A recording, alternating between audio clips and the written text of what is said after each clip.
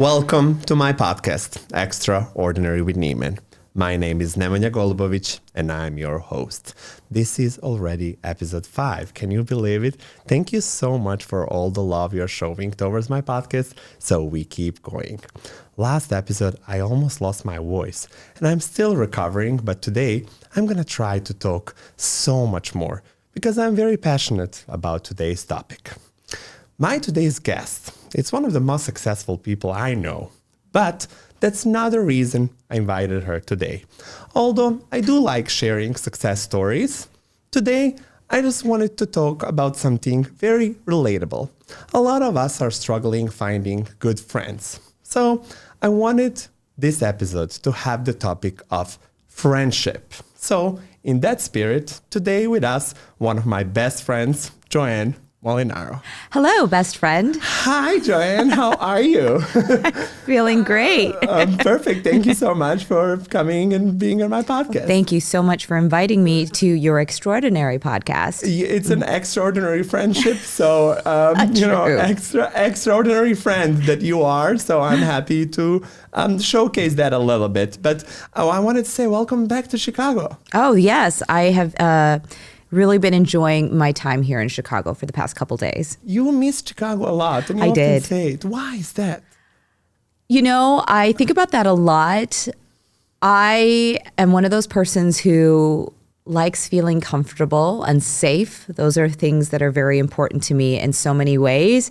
And Chicago is so familiar to me because I was born and raised here, lived here for 42 years. I also think it is a very it's a very good feat of urban engineering in that everything is on a grid, so nothing's very difficult to find. The lake is always exactly where it's supposed to be. And so these things, they often find, I find a lot of comfort in these things. And so I miss just being in a place where I know where everything is. I know how to get where I need to go to. There's a beautiful public transportation system. Mm-hmm. None of these things are true for me where I currently live. So perfect. I also love Chicago a lot, so I'm very happy when I hear great stories and positivity. I love how you related safe and Chicago because that's where a lot of people disagree. And every time I talk about it, they're like, "Oh, but Chicago, it's not safe." And I'm like, every big city in the world has its own issues. Every big city, every person, nobody's perfect. No city is perfect. Chicago certainly has its challenges. And as a Chicagoan, I feel a certain way about those challenges. But I will say I lived in Boys Town right before moving to LA, and I never felt safer in my entire life, particularly given what was going on at the time with Asian hate. I felt like I lived in the best city in the planet when it came to my safety as a woman of color. And I miss that very much. Boys Town. I wish I lived there. I know.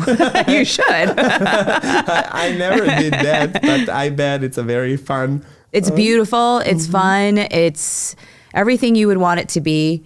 We had the cutest cafes. We had lovely donut shops. We had the lake right there. But again, it was just this sense of community and knowing that I was living among people who saw the world and who saw the role of justice in that world in the exact same way that I did. And given what was going on in our country at the time, I couldn't think of a more safe place on this planet for me. Perfect. I also want to say that you have your own podcast that it's called Are You Ready with Joanne Molinaro. It is as of today. We may change that name again. I don't know. Yeah, you're changing the name again? We don't know. Yeah. Okay. I mean, the podcast situation is very fluid. Those of you who listen to my podcast regularly are probably like, when's the next episode? But you do have, I remember I was your guest on a podcast a year ago, and that was episode 36, 7, 8, but something like that. So you have done a lot of podcast episodes. Yes. People should check it out because it's amazing, especially our episode. I love that episode. I loved it so much too. So thank you so much for having me on your podcast. And, now a year later, you're on my podcast. But I love the name Are You Ready? Because I want to ask you, are you ready to remember every friend you ever had through the almost 45 years of your life? I am not ready to remember every friend I ever had, but I am ready to attempt to recollect as much as I possibly can for this conversation. Let's do it. Okay, tell me first, to start very far, who was your first friend? Who is somebody you remember when it comes like, I was a baby girl or, like a very little girl. Who was your very first friend that you can remember? So the first friend I can remember, her name was Gianni. Her name was Gian. I don't know her last name. And we were friends since I could remember. Like, I don't remember a time I don't remember a time of not being her friend. She was just there as soon as I was conscious.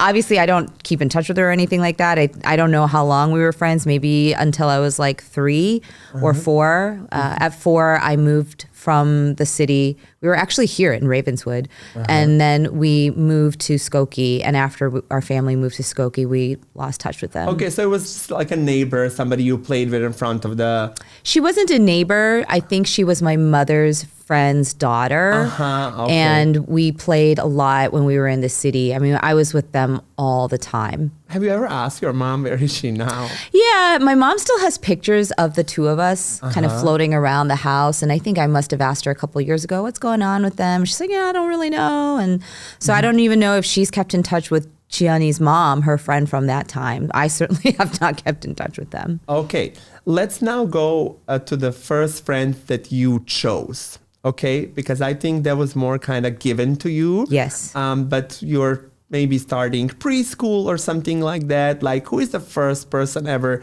you kind of bonded with that you were like, oh, I like this girl or guy and I want to hang out with them.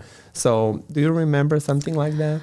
I remember when we moved to Skokie, my mother was very good about asking the neighborhood parents who had children of my age to provide for play dates. There was a young Japanese American family and their daughter Tracy was my age. And so I became friends with Tracy. There was, I think, in second grade, a Korean American family moved in about 5 blocks from us. And I became very, very close with Sally. She was the friend that I made. So over time, yes, it was largely like neighborhood kids. Back then, I don't know what kids do nowadays to play, but back then we didn't have phones or, and my television was very restricted. I was only allowed to watch 1 hour of TV a day. And so I spent most of my time on my bicycle outside playing tag, playing hide and seek, bicycle racing with the neighborhood kids. That was really the bulk of my playtime. Perfect. And then later on, like, let's say, to the high school and things like that, who your friends were and how were you making those friendships rather than just in a neighborhood? Like, let's go to the school already. I want you to pick someone. Like, I want to know your moments when you were like, okay, I like this person that not my mom arranged for us to be friends. Sure. Well, I think there was a big period of growth in terms of trying to find my own social circle, because you're right, until 5th grade, through 5th grade, the friends that I had were in many ways sort of selected for me because of my parents and the play dates and things like that. But then my parents decided to move from Skokie to Wilmette when I was in 5th grade, and that was very deliberate. They wanted me to go to New Trier High School, which is a very well-known public high school in the United States, and they thought that would prep me up for success. And that meant I would be going to a totally different school and I would not be seeing my friends anymore. And that was extremely traumatizing. I made my mom cry multiple times because I was so angry that she was doing this to me. And it was also because Skokie was a very middle class neighborhood, blue collar, just like my family. Wilmette was very not like that. This is some of the richest kids in Illinois would be going to my school. And I was very intimidated by that. And so when I got to junior high, I had a really hard time making friends. I actually did a TikTok about how the first year I went to school, I wore all the wrong clothes because my parents couldn't afford Doc Martens and Birkenstocks. They got all the fake brands, and I wore the wrong clothes to school, and somebody wrote something really nasty about me on the bathroom stalls, and they called me all these horrible names. So I had a really hard time making friends in junior high. I think I was probably considered like a nerd, very unpopular. And I eventually made friends with people who were kind of like me, like not social outcasts, but who valued scholastic achievement, studying, reading books and things like that. Nerds. Yeah, good. Okay. So that's kind of what it was. And also, like, none of my friends were like overtly wealthy. They were like my parents. Their parents were immigrant parents, and they were very humble. And a lot of them were Asian American, because I think that was also part of it. Was in Skokie, there were a lot of Korean Americans and Asian Americans like me. My first two friends were Korean American and Japanese American. But in this new area, there were a lot fewer Asian Americans. And I think I just unconsciously gravitated towards them because they reminded me of my family. I think this was you, but correct me if I'm wrong. You mentioned that the high school you went actually inspired a movie, Mean Girls. Yes. So I went to New Trier, and it is, some people say, I can't verify this, but it's been said many times that it is the school that inspired Mean Girls. It is also the school that inspired Breakfast Club, which is a very popular movie from my generation. That's New Trier. I mean, it's very well known for a lot of different reasons. And that energy in Mean Girls was very present the moment I walked onto my junior high. And that's how you felt too, because as you said, there was a lot of rich kids, right? And you feel like you didn't belong. And that's the school you felt like you been bullied and like written names on. So New Trier is the high school that inspired the movie Mean Girls. Junior high, Wilmette Junior High is the school that feeds into New Trier. So it's where all the Mean Girls matriculated, right? And yeah, I wore the wrong outfit one day. It was a beautiful outfit that my aunt bought for me for my birthday. And, those were really special for me because my parents couldn't afford nice clothes. So once a year, my aunt bought me an outfit, and it was always like, oh, yeah, I get to wear like one thing nice. So I wore it, and it was the wrong thing, according to these girls. And Yeah, I was like, what a wrong thing. Was it Wednesday and you didn't wear pink? No, I wore a skirt. You're not supposed to wear skirts, apparently. You have to wear Levi's blue jeans and Birkenstocks and blah, blah. I wore a skirt, not knowing any better. And the next day, somebody wrote, Joanne Lee is a slut on the bathroom walls. Oh my God. Yeah, and everybody thought I was a slut after that. And how old are you in that point? I was 11 years old. That's brutal. Yeah, it was horrible. I barely even knew what that. Brutal. I grew up in such a different world than that. Like, I didn't even know what slut like really meant. I was just so like, and I couldn't understand why people called me that, because I wasn't like going around like kissing the boys or anything like that. And it was literally, I found out later, two reasons. They didn't like that I wore a skirt, and the second reason was that the girl who wrote it had a crush on the boy who apparently had a crush on me at the time. Oh, okay. Yeah. Okay. Mean Girls, yeah. That's a very Mean Girl vibe. Now I believe it. Kids are brutal. Yeah, they were. And they're brutal because they're especially vulnerable. And they know that vulnerability. What girl wants to be called that at that time in their lives? And also, what girl wants to feel like the pretty outfit that they wore to school was the wrong outfit? They can be brutal because they know how especially vulnerable they themselves feel in those situations.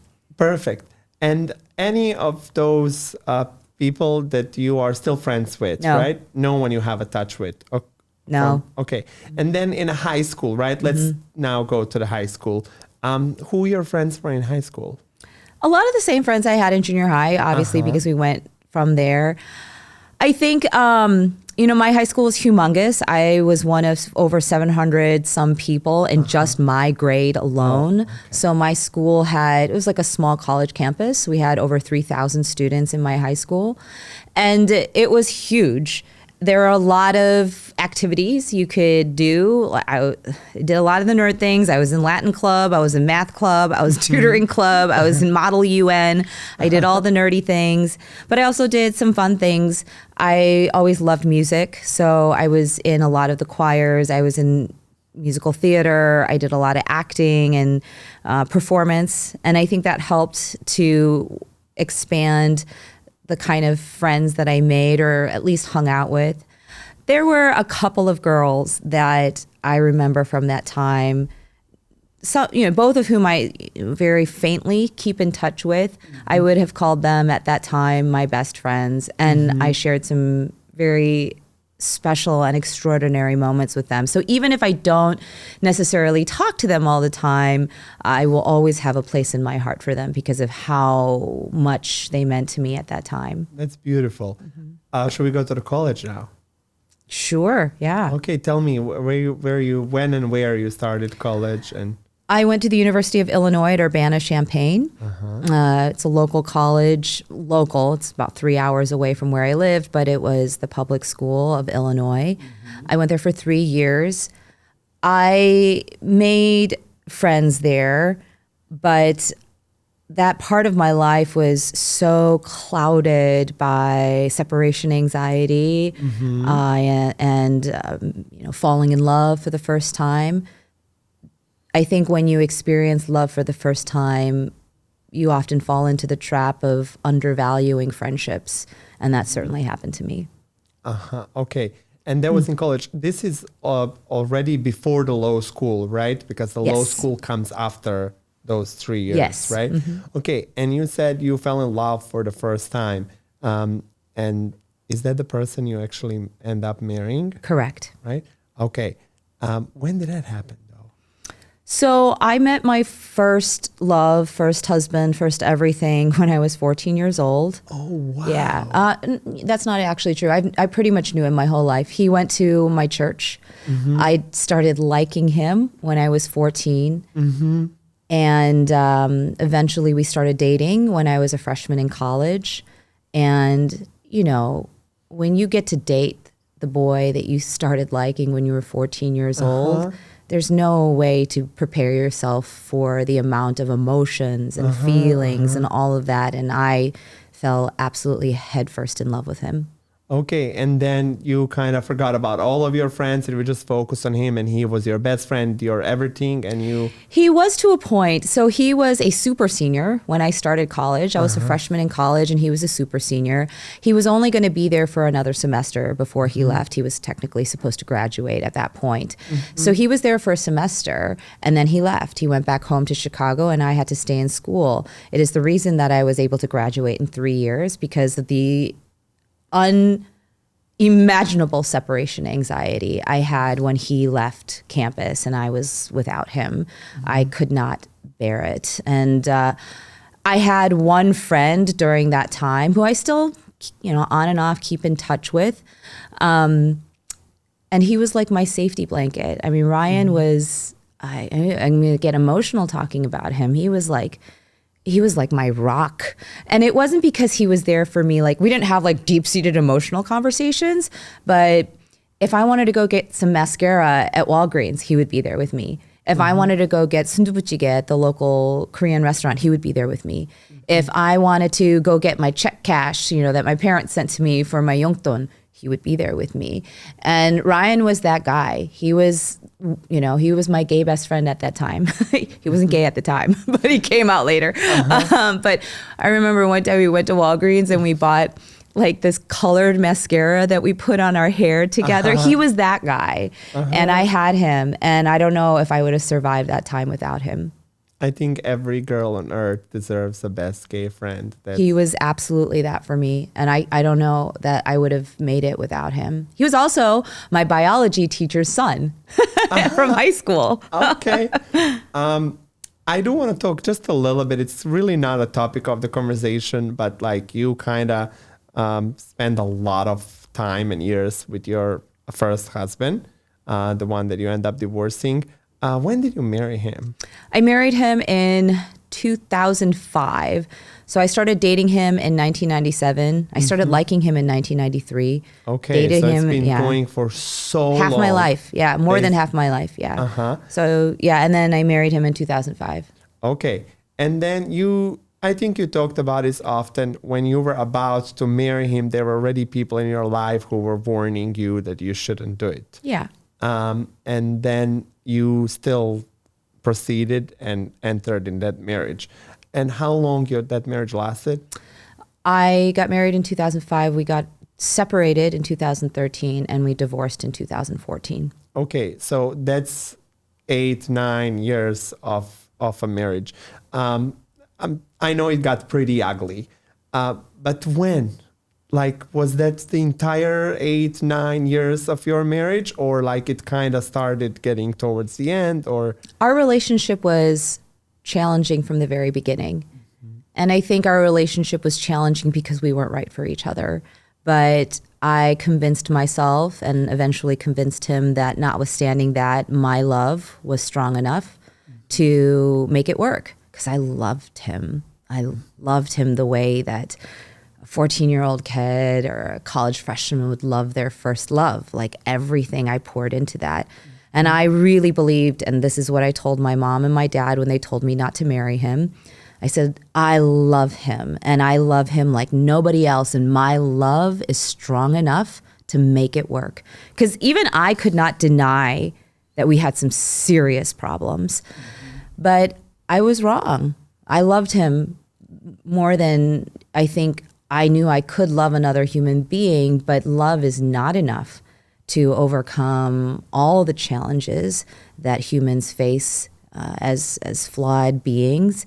And eventually I concluded that it wasn't fair to me, it wasn't fair to him to prolong a relationship that was doomed from the very beginning. Mm-hmm.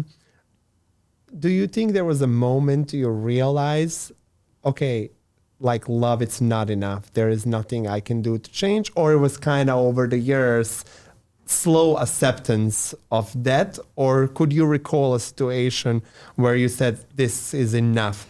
Because to my understanding, you ran to your mom's house multiple times throughout the marriage and went going back. My mom tried so hard. She was so embarrassed. She was like so embarrassed of me, because my mom is like the toughest lady. She will not accept being disrespected in that way. And so she continued to see me being, sort of bullied. And it was hard for her to understand, how is my daughter, this woman that I raised, how is she accepting this behavior?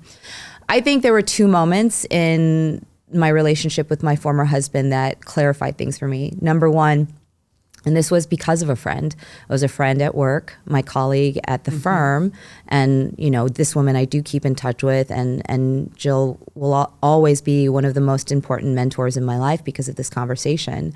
There were a few times where things were so difficult at home, I would show up to work and it was very obvious that things were not right in my personal life. And Jill, as my, one of my closest mentors there, she often had front row seats to what was happening. But she was very respectful. She how friends can be sort of stuck in that situation when they see one of their friends in a not right personal situation, but they don't really know how to address it. So they don't say anything at all for a while, and they kind of sit on the sidelines hoping that their friend will figure it out. Jill was like that for a while. And then one day I was in her office and I was crying because I'd had another situation at home. And I was in her office and she just starts sobbing. She starts crying and she said, "You know what kills me is you are such a good person. And I am watching in real time is this man is convincing you that you are not a good person." And she said, "That is effing killing me, that he is somehow tricking you into thinking you're the bad person in this." And I will never forget that for as long as I live, because I didn't want that to happen. I was like, oh my God, I don't want that to happen to me. And my friend is sitting here crying, telling me that's happening to me. That stuck in my brain. And then maybe a year or two later, my former husband and I had an incident that took place in a very public setting.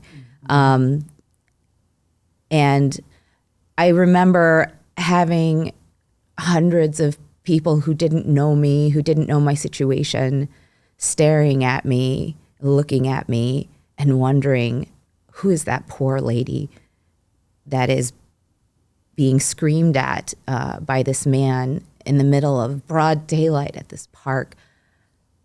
That was very hard for me because I hate fake people, and that's how I felt. I felt like I was the fakest person in the world.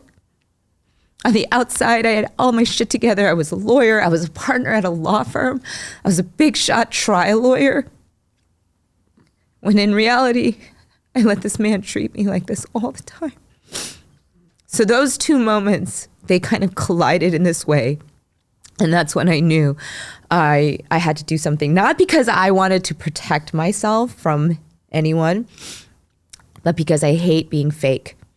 And I was like, either you're going to just tell the whole world that you're a fake person and you're a weakling and you let men treat you like this, or you're going to be the person you want to be and not let any man ever treat you like this again so that you could at least be real.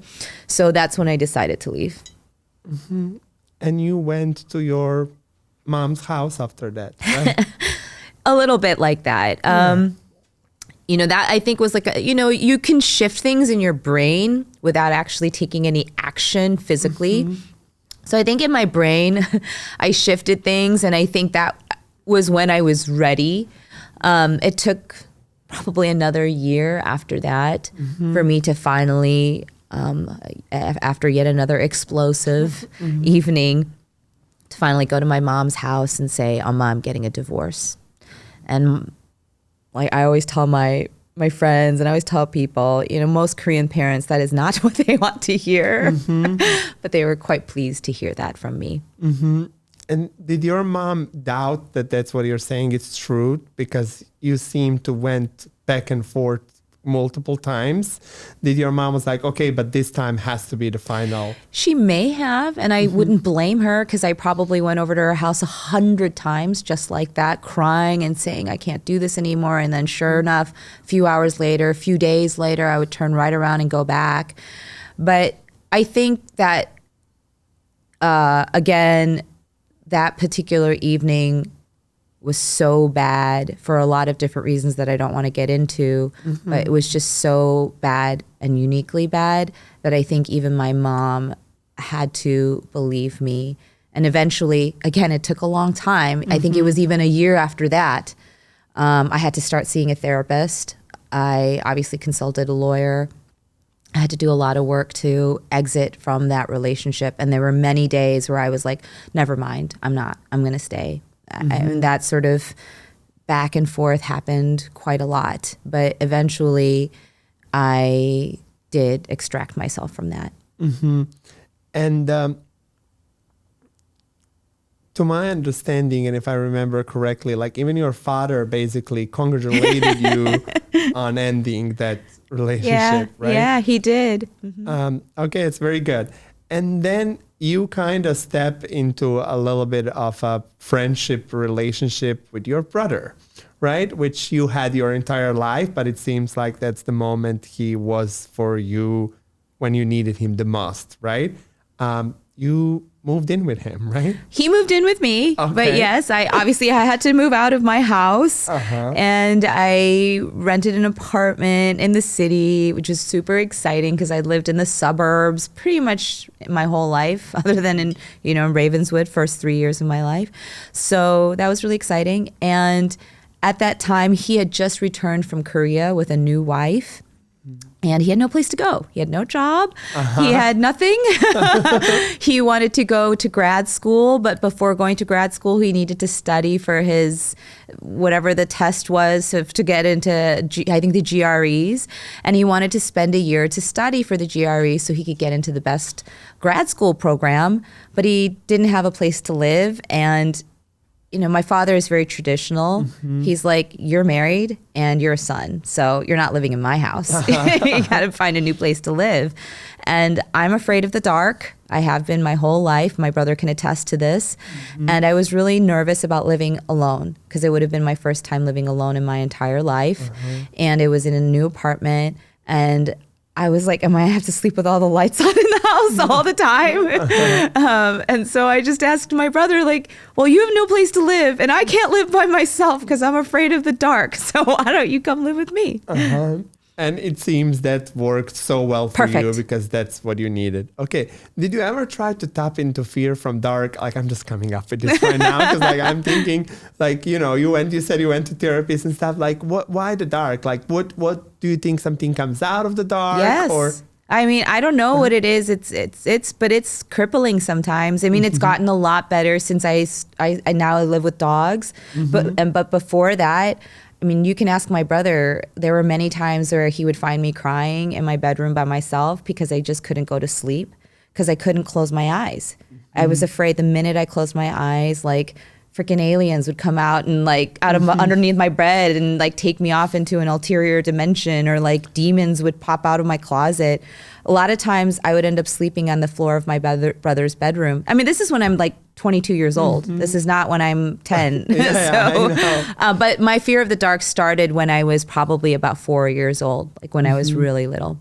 Okay, so I'm trying to understand a little bit better. Basically, for you, it's like you need to be aware at every second all the time of your surroundings. So yeah, it's not really the dark. Okay. So like sometimes I can't even close my eyes in the shower. You know how many times I've burned my eyeballs in the shower because I'm like, I have to keep my eyes open because the minute I close my eyes, there's going to be a monster in the shower. So it can be very bad. Okay. No, I think it has something to do a little bit with your personality because like I think you love being aware of everything at every second. And I think that comes from that. You said we resolved it. No more fear of the dark. Thank you, Neman. Perfect. Okay. So you are back to single life. You are living with your brother and his wife, and then you're just basically recreating all over again your social life. Like you're building friendships again, because in that point you barely had anybody else, right? Because like you lost a lot of friendships through that marriage as well. So how was that for you? How was that made you feel? Were you scared of like building new friendships, or it was maybe even easier for you because you were finally free? I think I did a terrible job of making friends. I was very awkward. I had no model for making friendships in a really natural way. So I just did what my mom did. I arranged play dates for myself. How did you do that? Embarrassing. So I was living with my brother and his wife, my sister-in-law, and I'm very lucky. My sister-in-law is the opposite of me. She's very extroverted and she's like charming and, just so good at making friends. Like she just becomes the most popular person everywhere she goes. So I just used all her friends. So like whoever her friends was, I was like, hey, Young Jug, do you want to do like monthly tea parties? And so like through the guise of arranging events for her, I would invite all of her friends to my house once a month, and I would like cook food, or I'd order from like a local bistro and we'd do tea parties. I literally call them tea parties. And I eventually made friends with those girls who I'm still friends with today. But it was very like not staged, but it was very choreographed because I really didn't know how else to do it. Obviously, I had friends at work, but they were work friends, right? They were colleagues and partners as much as they were friends. And I really wanted to try to learn how to make friends with girls who had nothing to do with my job. Yeah. I saw that really funny meme when a coworker suggests to hang out and says like, I think we hang out appropriate amount of time. A little bit, yeah. You spend the day with those people and then like not after work, no. So I can totally see that happening. Okay. And then now I want to talk, because you had some friends that were at your first wedding and that, were probably some of the bridesmaids and stuff. And you kind of lost a lot of them through that marriage. And I want to ask you, like, do you remember a certain situation of a friend basically breaking up with you? And the reason I want to bring this up is because some people have a really hard time when friends just cuts them out of life. And they say that can be equally painful as a ending relationship, romantic relationship, or like even a marriage. So I kind of want to ask you if you had a situation in life where you felt like you are being cut off by someone for no reason. How did that make you feel? And how did you cope with it? I had two situations, not two, I would say multiple situations, but from two people. So when I was growing up, like I said, when I was little in second grade, I made friends with this girl, the Korean American girl who lived close to us. My mom arranged that friendship, but we were best friends. I mean, like we literally spent every moment. I bike rode to her house every single day. When we went to school together, she was in my grade. We did all the things that little girls do. We traded books, we traded clothes, we, made glitter posters together. We made friendship bracelets together. I mean, literally, I thought of her like my sister. And one day she just cut me out of her life. She just stopped talking to me and wouldn't tell me why. And that was absolutely heartbreaking. If you're a mother, you have kids that age and they've experienced that, then you know exactly how difficult that must be. I can't even imagine like watching that. I know I felt it. And I know my own mother was like losing her mind because she saw me coming home from school crying and absolutely my heart was broken into smithereens. And that was really, really hard. And then, a couple weeks later, she was my best friend again. Never telling me why she cut me off in the beginning. Did you ask? No, because that was my problem. And that was a pattern that continued to play itself out throughout the rest of my life is I did not value myself enough. Didn't have any self-respect. I was just so grateful that she was my friend again. And she did that to me multiple times for the rest of our friendship from second grade to fifth grade. She just would be my best friend, then stop talking to me for no reason. Then be my best friend, stop talking to me. And I just kept accepting it over and over and over again until finally my parents moved from Skokie to Wilmette, and I just never talked to her after that. Okay, who is the second person who has done that to you?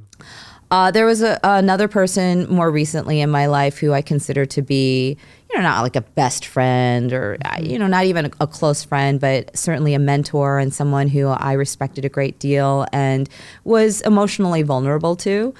And, this person decided to cut me out of their lives without telling me why. And that was, in retrospect, I wonder if there was a little bit of like PTSD from being treated that way when I was in elementary school and how hard that was for me then.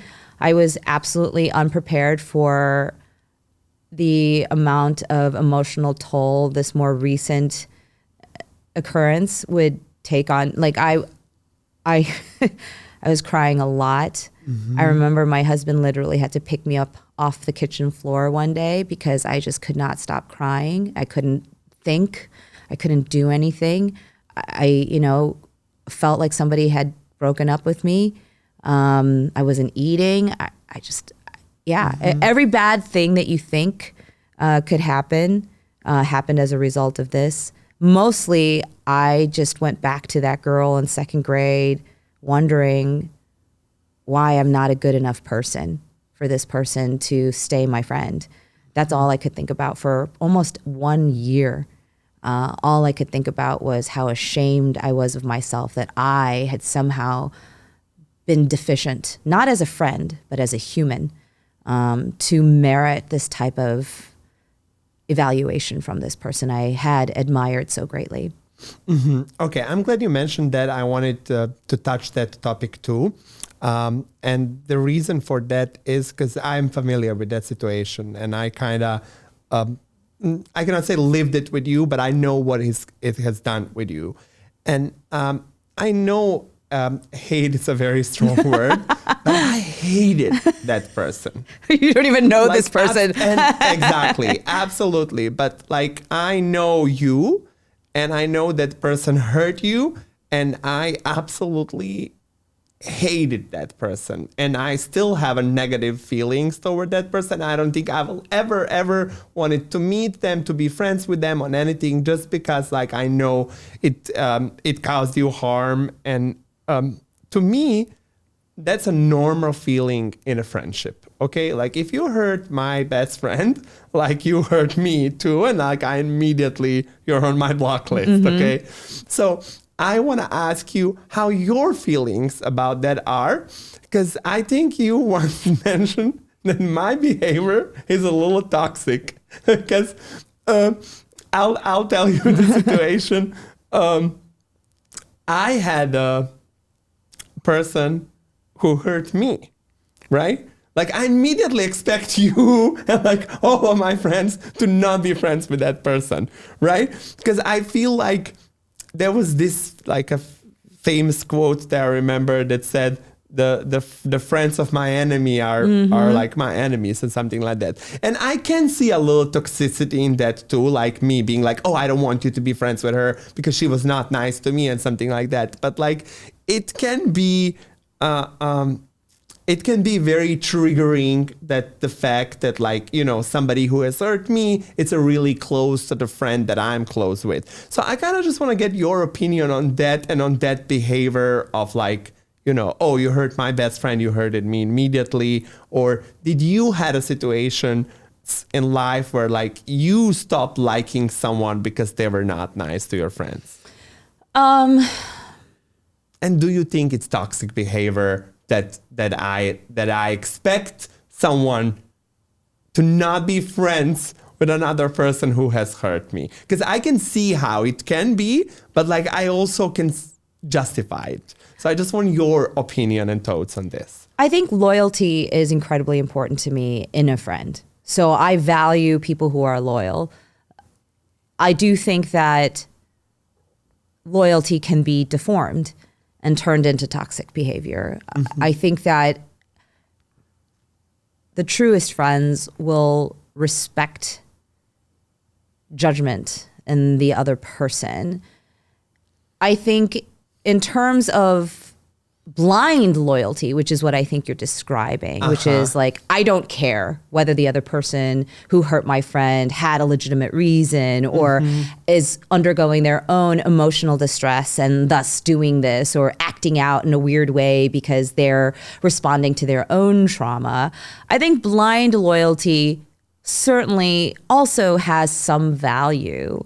So for example, in that situation where I was so hurt a couple of years ago by this thing that happened in my life, it was lovely to hear that my best friend was like, I hate that person forever, you know, because I was like, you know, like, I think there's like, to be honest, however irrational that is, like, there's something really nice about that. Like, oh, I have a friend who wants me to be happy so much and hurts when I hurt.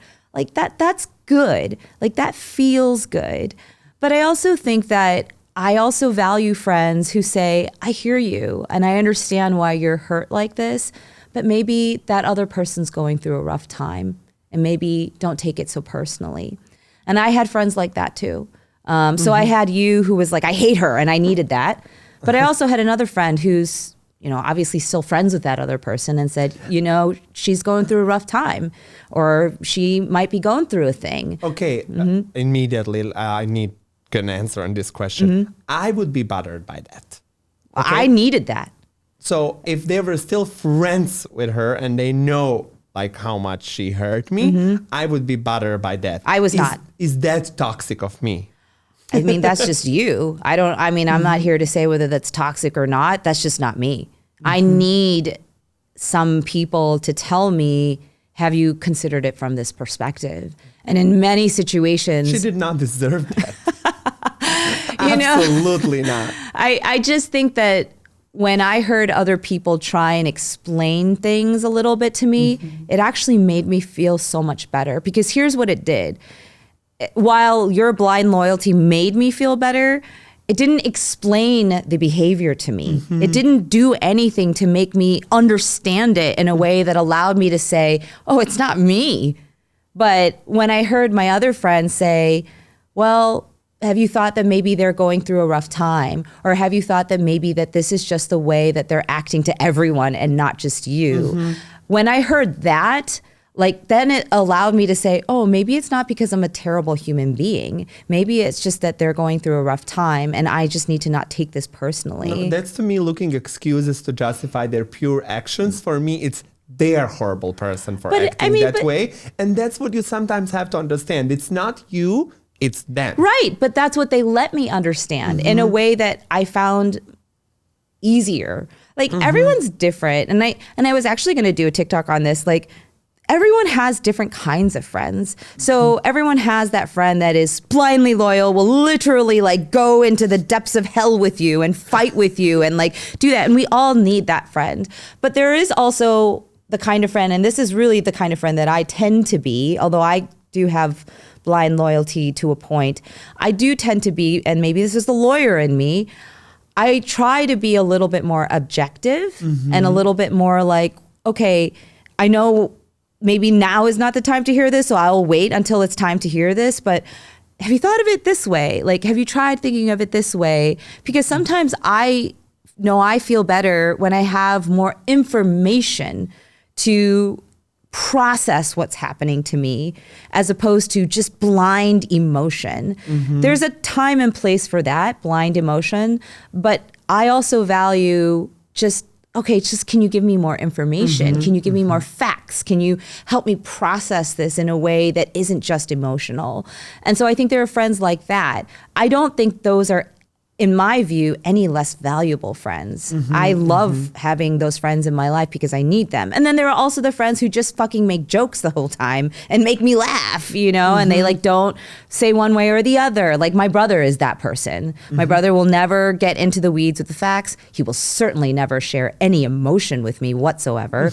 But, you know, and he's not blindly loyal. Like he can be. My brother and I are blindly loyal to a point to each other because we love each other so much. But he is the guy who will just make jokes until I'm not crying anymore. And I have that friend. And so I think there are like different roles that friends play. No, I love everything you just said. And I love, I never want to step away from being objective, right? And I think if there's a story more to it that like I can also be very, like let's see this and things like, to the point where a person deserves that empathy. But me knowing this story very well, knowing the facts of like what had happened, like I don't think that person deserves any objective thinking or any sort of grace. It just deserves the block and we move on. I don't know. God bless the block button. Like, you know, it's a half of the health. It just could be, again, going back to a deficiency in my self-worth. I'm always looking for ways to take responsibility for things that happen to me. If somebody treats me poorly, then I need to find what I did wrong to cause that. And I think that there is... And that's good. Because sometimes we like, you know, we're human beings, right? Like no one's perfect. But in some points, like some people don't deserve that because like they really were nasty. I don't know. I think my default option is 99.9% of people in the world deserve that. Even if what they seem to do to you is unforgivable. I take this position with my ex-husband, for example. I take this position with almost every single person who's ever done anything unkind to me. Is there a way for me to understand why they did that? Whether it's because of something I did to cause it or because of something that I had no control over in their lives that caused them to act that way towards me. I just find it easier to live that way than to be angry with somebody, or feeling resentful towards anybody.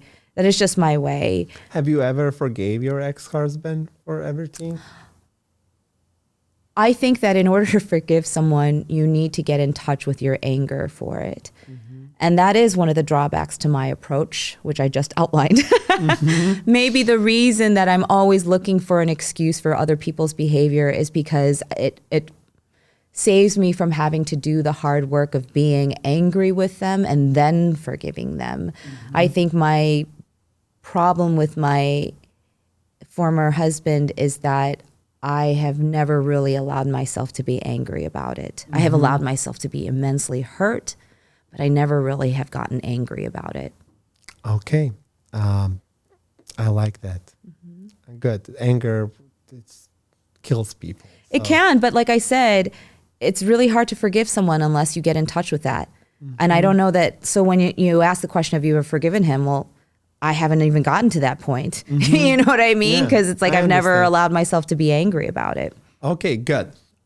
Let's go to the current husband. Ah, yes. I've gotten angry at him a lot. Yeah, good. You were, as I said, living with your brother and the sister-in-law, like your kind of friendship circle was not large. You were utilizing your sister-in-law's friends to be your friends. How does one start dating again? Like, oh, because your sister-in-law forces you. So she was like, "Oh my God, you have to start dating again." Were you scared of that? Were you? Yeah. Of course. I'd never dated before. I met my first husband through church. I'd known him since I was a child.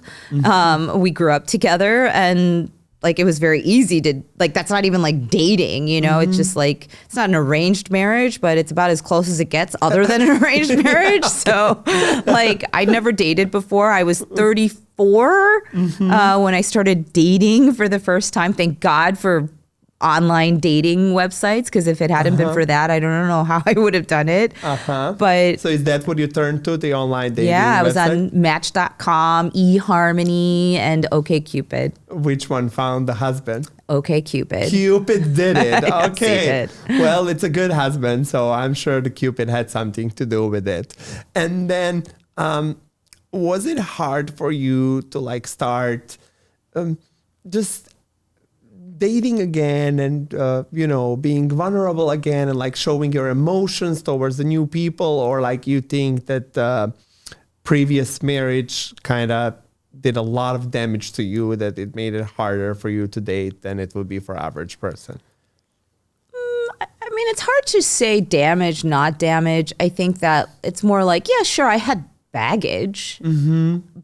I think it was more just, I was a little bit unaware of how emotionally guarded I had grown as a result of that.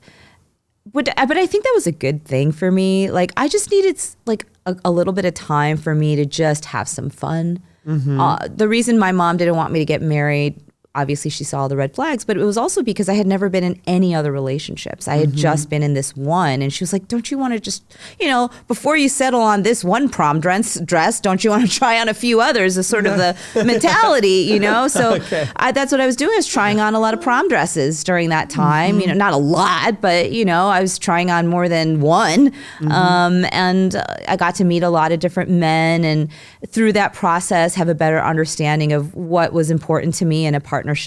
Obviously, I learned a great deal of that in my first marriage, more by trial and error than anything else. And it was a fun time, a little exhausting, to be honest, because my sister-in-law was like, "Oh, you got to go on like 3 dates a day." I was like, "Oh my God!" But it was fun. Perfect. And we found a husband, Anthony. Anthony's my friend too. I love him so much. And I just want to say what a difference in between your first marriage and the marriage that you are living right now. And didn't that help you though to like even appreciate and love your husband so much more? Because like you could feel safe with him, and you could know that he would never hurt you in a ways that your previous husband did. So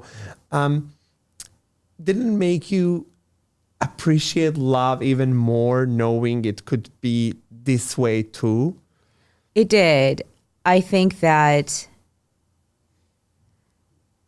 just feeling like I could be who I am and not have to hide myself from my partner was really just liberating.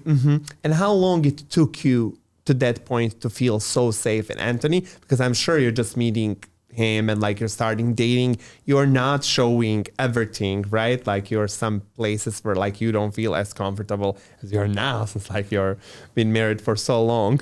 Like how long it took you to get to that point to be like, okay, I feel liberated living with this man? It probably took about 2 years for me to get to that point where I felt like safe around him. For 2 years, I don't know, it was a combination of learning from my previous relationship, the fact that Anthony broke up with me in the middle of that and totally broke my heart.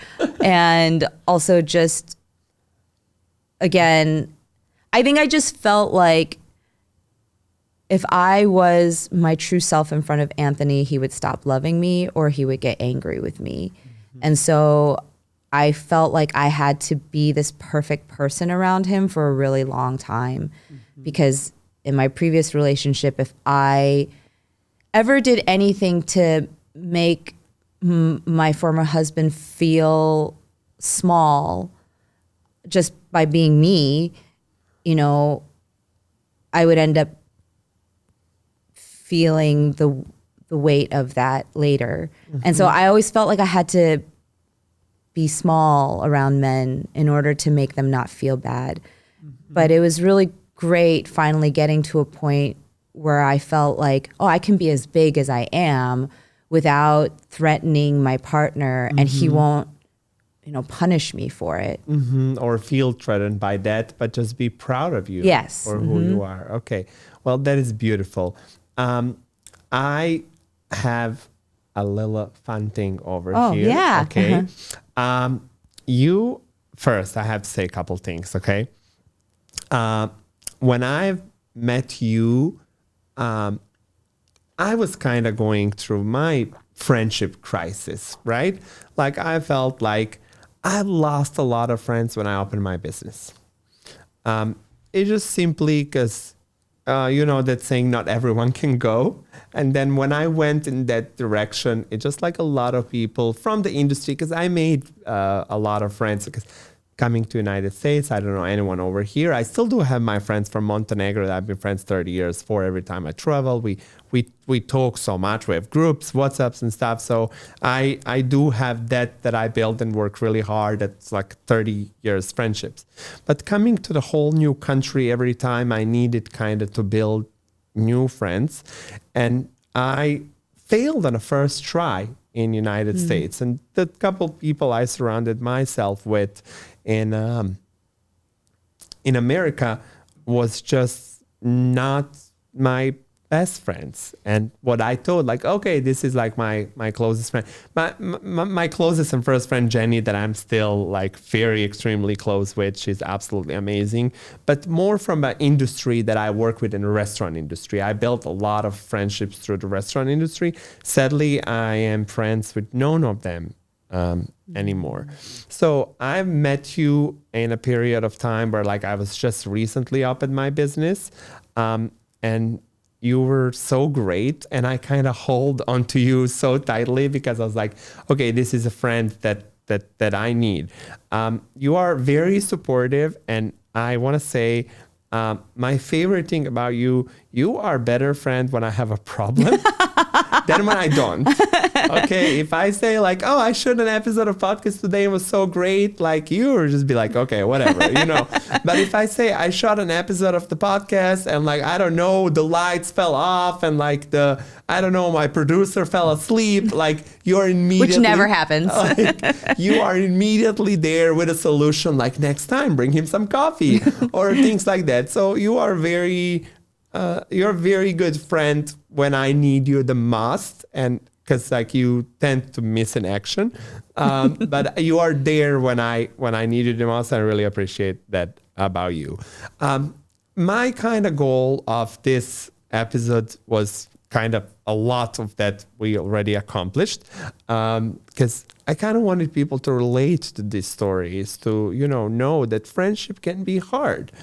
And I think we covered that part a lot, but I also had a goal, and it is you gave thousands of interviews. You were on countless amount of podcasts, but I've never seen the podcast where you spoke about things that we are speaking today, right? And that was my goal, to kind of introduce you in the light that people don't know you.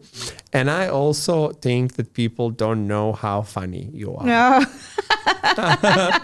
You are absolutely hilarious. And over here, I'm going to prove that. Oh, okay? God. No, you're going to prove that I'm awkward and don't make sense. That's what you're going to No, yes. But I don't know why that is so funny to me. So, by the way, Neman and my husband now grade my social appearances by awkward level because apparently I am so unbearably awkward. He has to warn his other friends about me in advance. Okay? Don't you have to do that about Nope. me too? I don't do that So to wait, anyone. you and I are going to meet your friend that doesn't know me. You're not gonna text. No. Hey, Neman can be a little loud. No, no, I do not. But apparently, Neman does that on my behalf. Just FYI, Joanne's super awkward. I had no idea. I didn't realize I was that bad. No, you're not. You can be. Okay. Okay, I think there is a social situation. You are very introverted, which people don't know because you talk to camera very confidently, and majority of the people know you through the camera. Millions of people know you through the camera, and you come out very confident. You come very extroverted, right? But when we are in a social setting, there's a lot of people that you don't know. You do make like that awkward even body movement where like you feel like, you know, it's just not as comfortable like as other people do. And like just in order for that to, people not think you're weird or anything, I just say, give her 5 minutes. Joanne can, have a little of a social awkwardness when you first meet her. So if you're ever on the street and meet Joanne, just give her a minute. Because it can be it can be like that a little bit. But then again, later on, you're great in the conversations, and you said you've been to parties where you don't know people, and you make friends there. So you're progressing. I'm getting better. Getting better at that, which is great. Okay, over here. Every episode I prepare something in this jar, and then I change the name. But this could be, an awkward jar. Here are some things that you have said that I find extremely funny. Okay, there's 9 of them, and last night when I was preparing for this, I was like, man, maybe I should have 10. Because it's a nice round number. It's a nice round number. And then I said to Julian, my husband, to help me prepare for this because he knows you and he loves you so much. And I said, what's the funniest thing that Joanne has ever said to you? And of course I didn't include it in this because I don't think it belongs. But he goes, oh, the funniest thing she ever told me is how people were mean to her and told her to go back to China. And he thinks that's the funniest thing.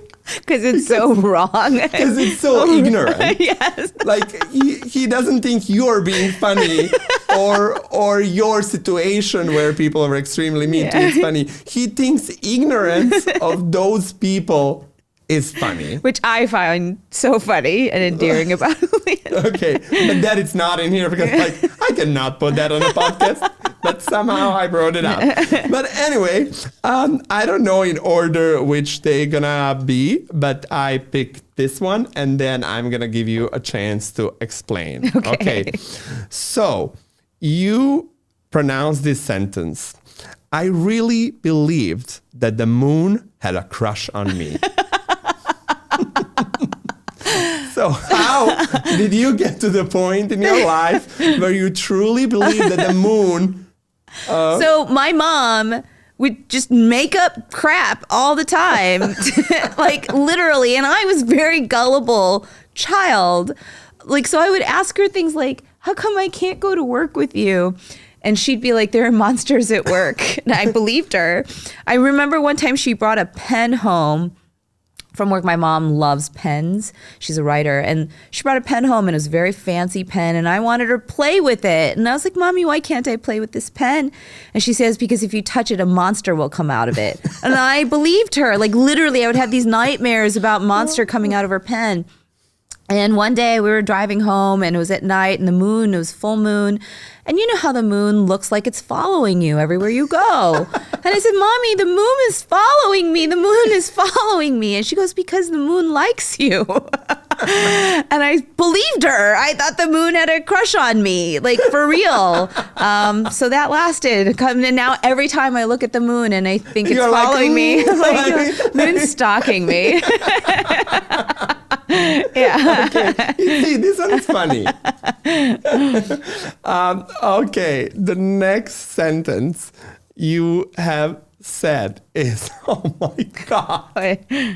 You have no idea how many pregnancy tests I have taken while I was virgin. Okay. I can explain how we came to this sentence. Okay. We are in New York City. Okay, and you are asking me to go with you to get a pregnancy test, despite the fact that you know for a fact that you are not pregnant. Okay, so and like you even were like told that I can't have kids. You can't have kids and stuff. You're still going to pick up the pregnancy test. So I'm so confused of why are we doing this? So I ask you, why are you going to get a pregnancy test? And then you said that sentence, you have no idea how many pregnancy tests I've taken while I was a virgin. So explain yourself, Joanne Molinaro. I grew up in a very religious household where it was made abundantly clear to me that the biggest concern in my life was whether or not I would get pregnant outside of marriage. I was like, so big in my house, and so I wasn't sexually active until a while, but I somehow thought you could get pregnant by going to the bathroom. My sexual education was very bad because there were so many religious overtones in my sex ed. It was like a weird mishmash of things that I learned at home through church and then things that I legitimately learned at school. I didn't realize you had to have sex to reproduce until I was 11. Okay. We took sex ed in school, but I just thought that was for heathens. People who didn't go to church, because I was like, well, if you go to church, then you don't have to have sex to have children. Because the idea that my parents had engaged in that to have me was unfathomable. So I just assumed that there was a different way to reproduce for Christians than there were for non-Christians. So if that's any indication of just how horrible I understood sex ed, which ultimately led me to, even when I was 18 years old, buying pregnancy tests because I thought you could get pregnant without having sex. I don't know, swimming in a pool. Yeah, so stupid stuff well, I'm living in a dorm now. God knows who's been using this bathroom and what sort of activities they've engaged in. So anytime my period was even 1 hour off, get that pregnancy test. And you go to the store like a young girl and getting them. You're not embarrassed to buy it? I was absolutely embarrassed, but my paranoia and my fear was so overwhelming. It didn't matter. Yeah. Okay, and then you go and then you see it's negative and you're like, oh. Yes, exactly. God. Okay. Oh, God. Yeah, it's really so funny. Weird. Okay, so oh my God, you're gonna have to explain this one really badly. Okay, because you said this to me more than once. Okay, you said a sentence that says, "I don't eat food." Okay. This is a little bit in reaction to people like Neman and my mom, who literally, I feel like they feel insulted when I don't eat. I don't really know. My mom, especially because I'm staying with her right now. I mean, she is constantly shoving food in my face every hour of the day. And, at any given time, I'm training for a marathon or I'm probably, as many people know, I struggle with a lot of eating issues. And so I'm very meticulous about what I put into my body, when I put it into my body, and how much.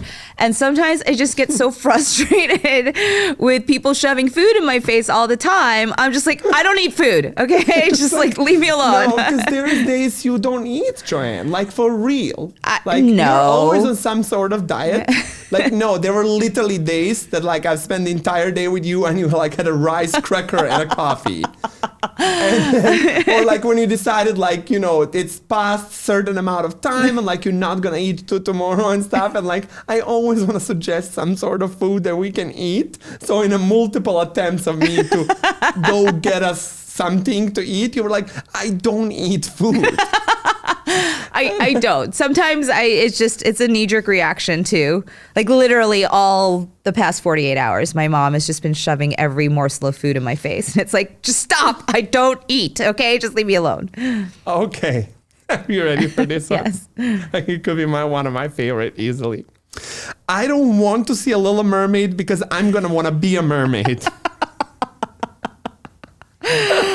Okay. But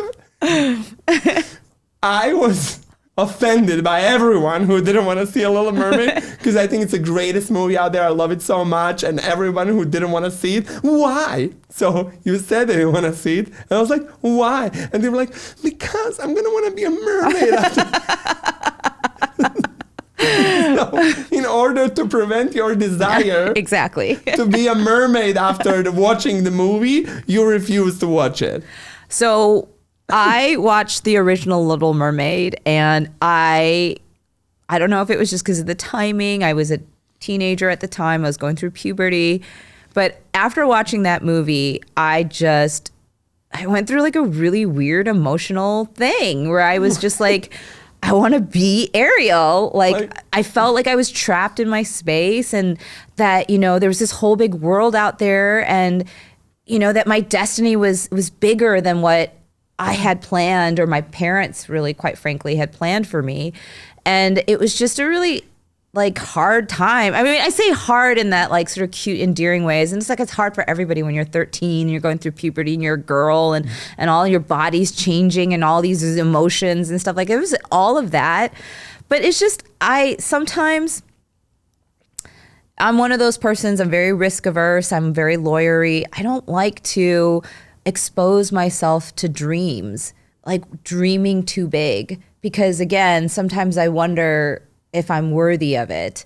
And so this like weird thing about me saying like, oh, I don't want to watch it because it's going to make me feel like I want to be a mermaid was exactly that. Like, I'm going to watch it and I'm going to want to be a mermaid. Like, and I can't be a mermaid. Like, it's physically impossible for me. So why would I bother exposing myself to a desire that's completely impossible to ever realize? It's just, might as well just cut it off there, you know? So that was really sort of my thinking on that. It was a very honest moment because it's a very honest feeling. I want more. Exactly. I was like, sometimes I just don't want to want more because I can't give myself any more. So just why bother wanting it, you know? That's why Little Mermaid is such a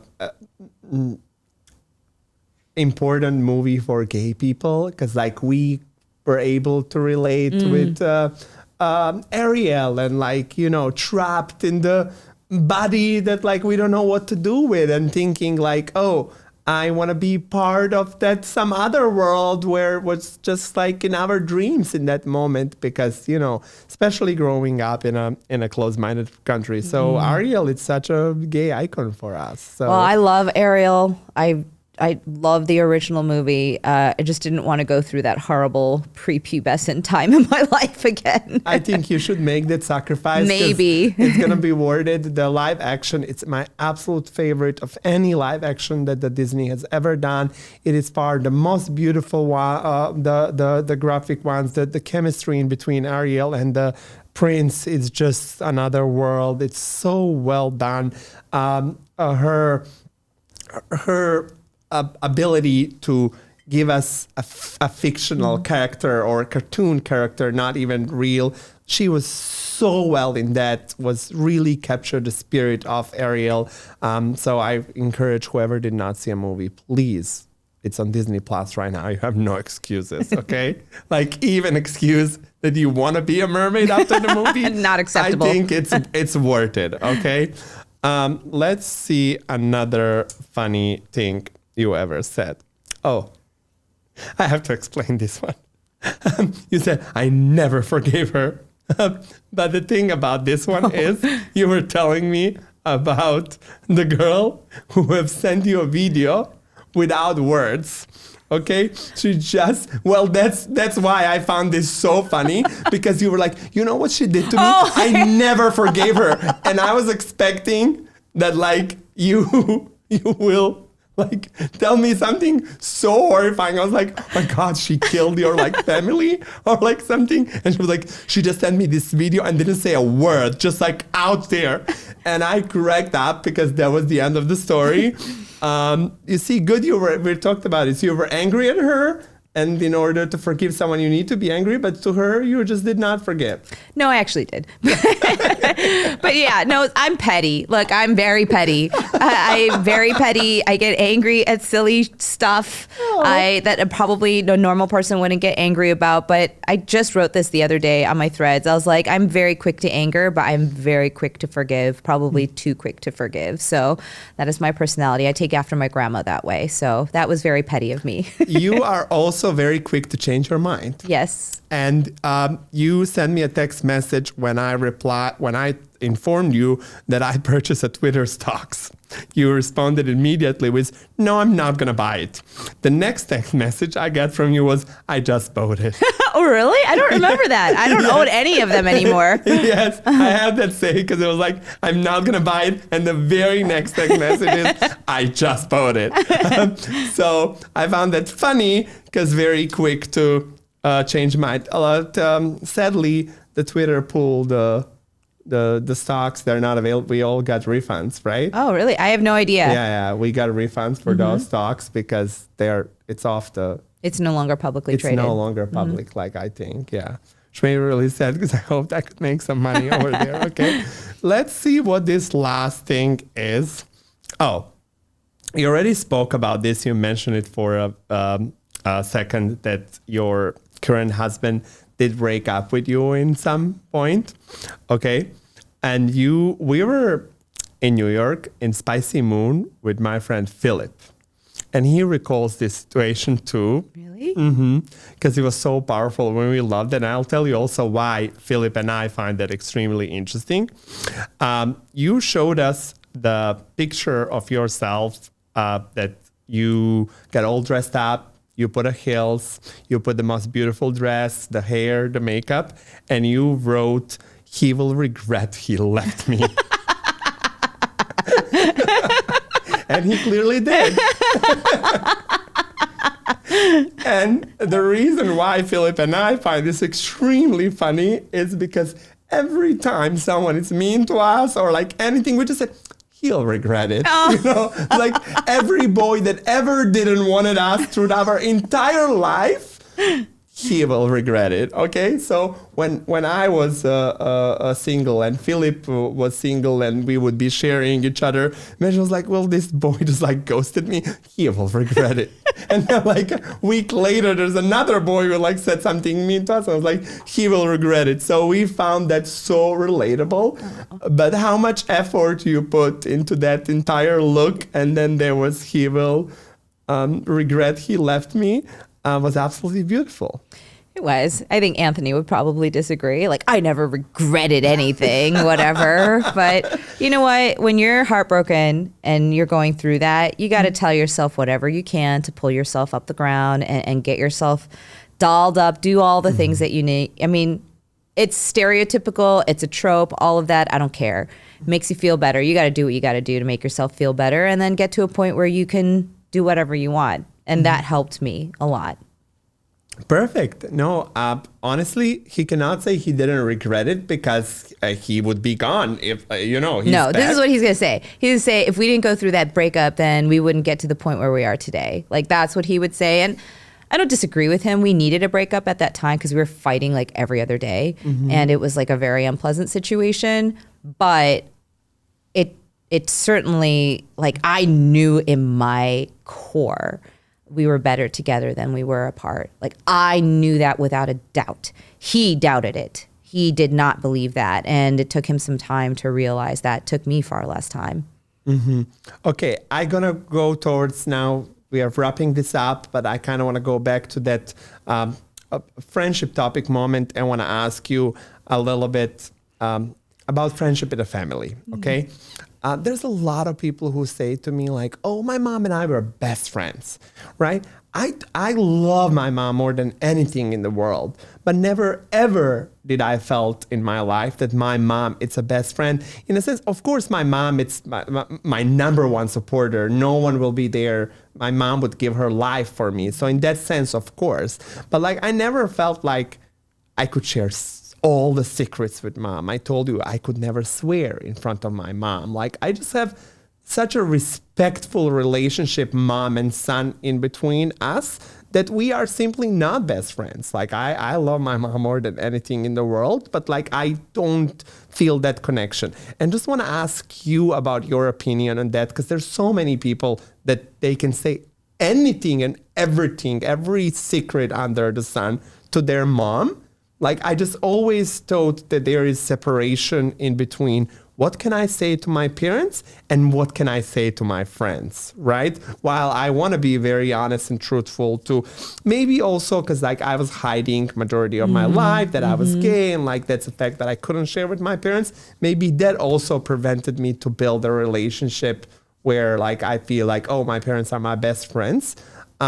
They're not, they're my parents, and that's how I see them. And there's that sort of respect of, as I said, like I cannot curse in front of my parents and I can curse in front of you, right? Because like we feel, like I feel more comfortable in that setting with a friend than I feel with a mom and dad. So I just want to know what's your opinion on that. And have you ever seen your mom as your best friend? No. Or No.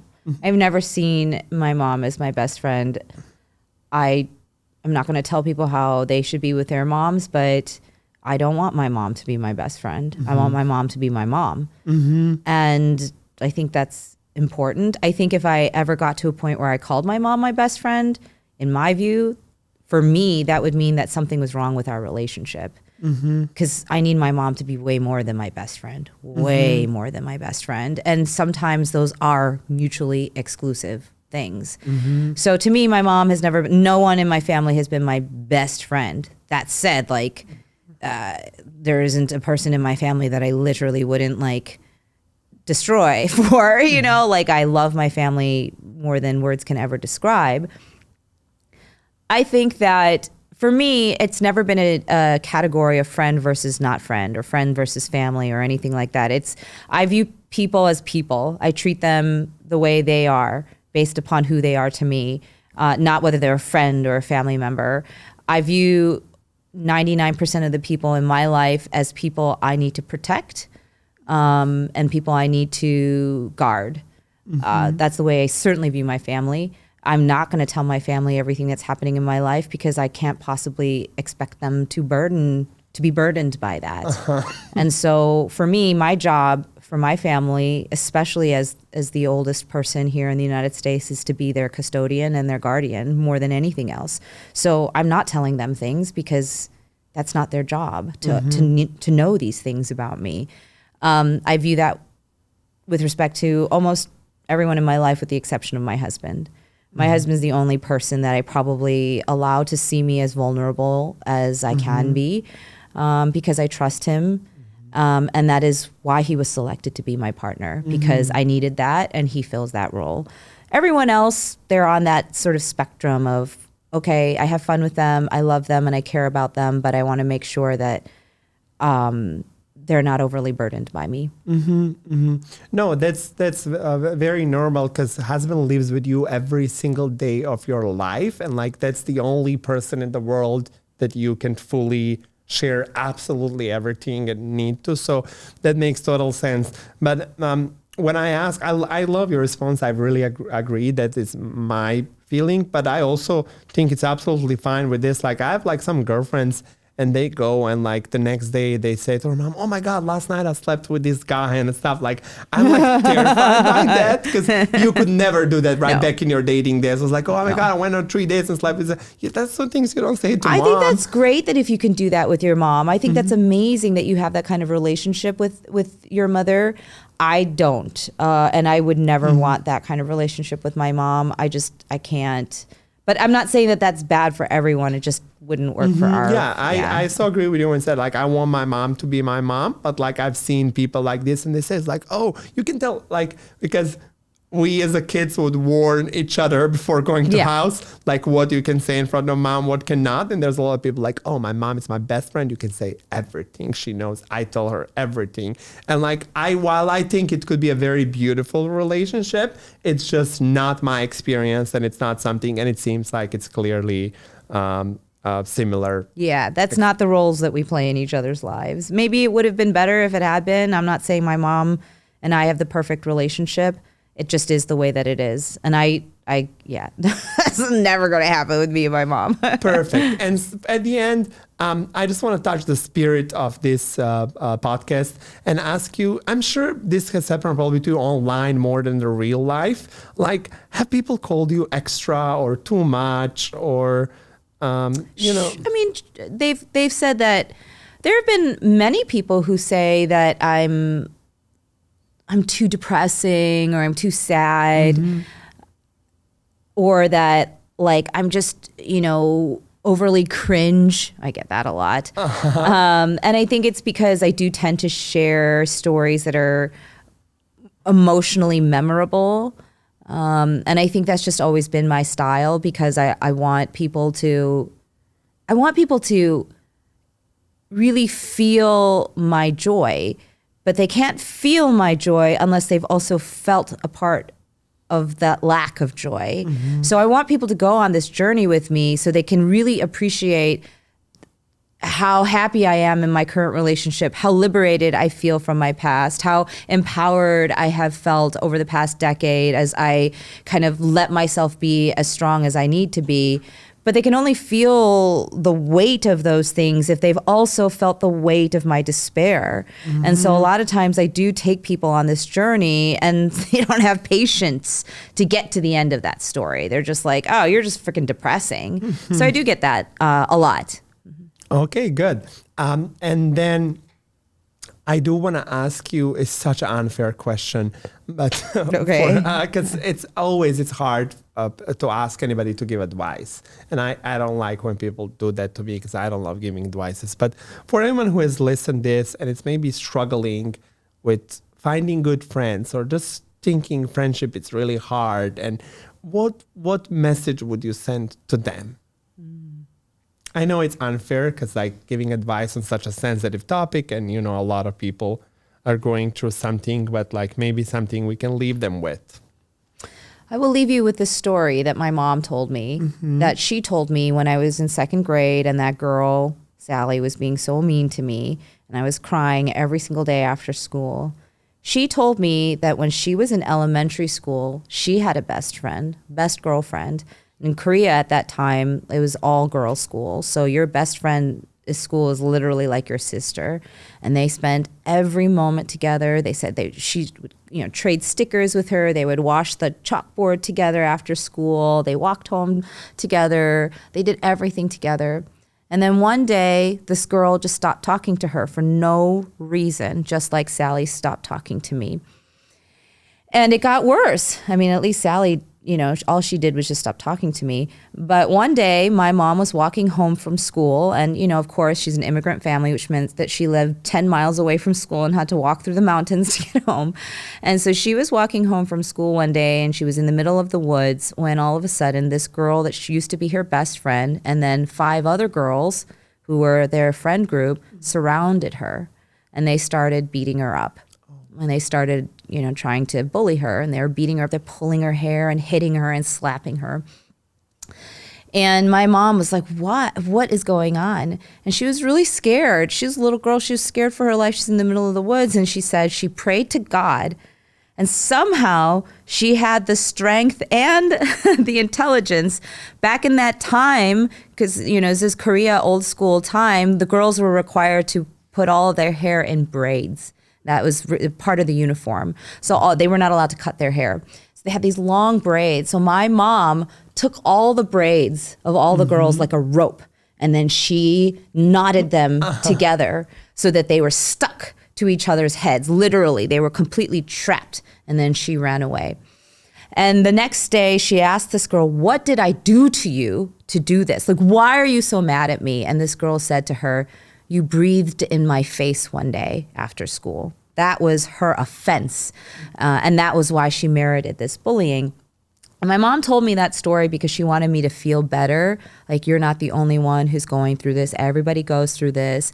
And I think that was extremely helpful at that time to remember that, like, clearly this girl, to get offended to the point where she would beat somebody up because some woman or some girl breathed in her face, like, she was going through a thing, okay? Like, that's like her thing. But I think more important than that to me was like knowing that my mom didn't think she was strong enough to deal with it. And she attributes it to God, but in my mind, it was her.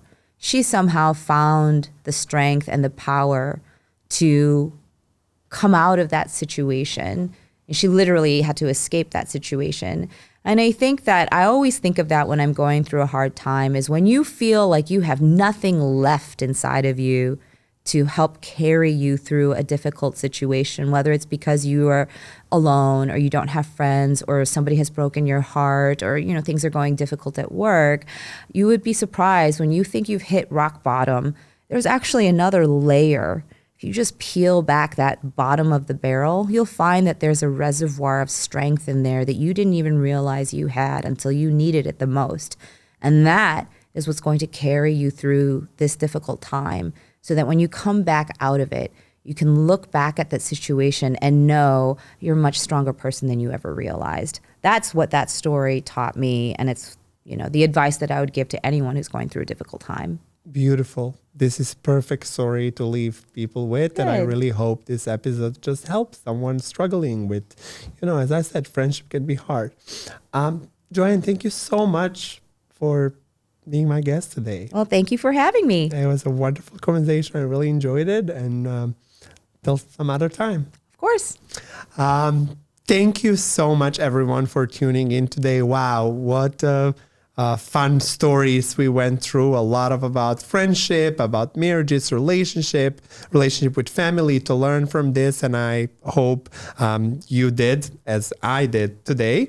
I really enjoyed my time, and I can already wait to see you again. Remember, if anybody ever tells you that you are too much, you'll tell them to go and find less.